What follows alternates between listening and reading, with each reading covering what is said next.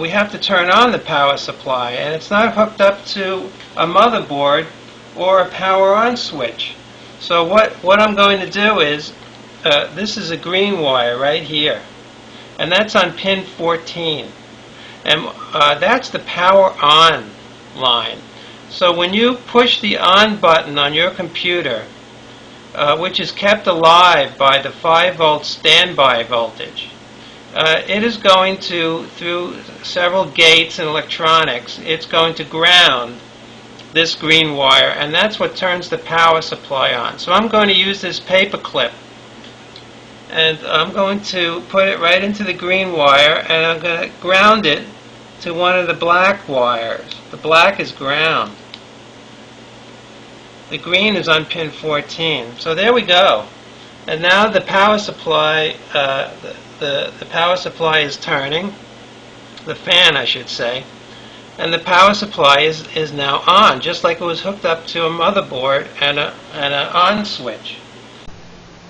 This ATX power supply has a 20-pin connector, and pin 14 is the power on green wire. This is the power on wire, and this must be connected continuously to a ground. That's why we use this shorting paper clip.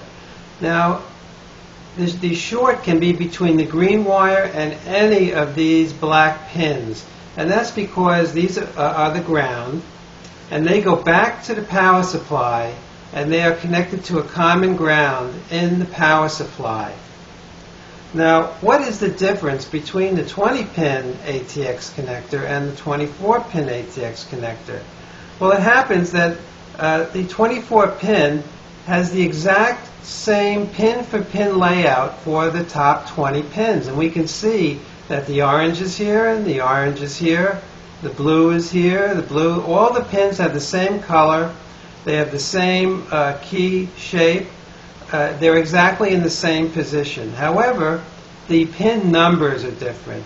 So in the 24-pin, the green wire would be pin 16.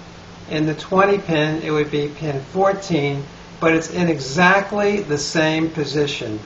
Now the difference is that in the 24-pin ATX connector, you have the bottom 4 pins, and these are extra power pins.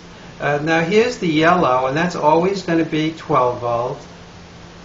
Here's the orange, and we know that orange is 3.3 volts. The red is 5 volt. And here we have the ground. Now, if you're going to use a 24-pin connector on a motherboard that has a 20-pin connector, these snap off. These 4 just snap right off, and you can hook up these 20 pins as if it was a 20-pin connector. It's exactly the same.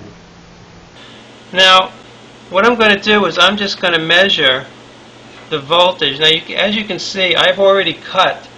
The yellow wire is the 12 volt, and the red wire is the 5 volt. And I needed to cut them to measure the current, because when you hook up a meter to measure current, it has to be in series.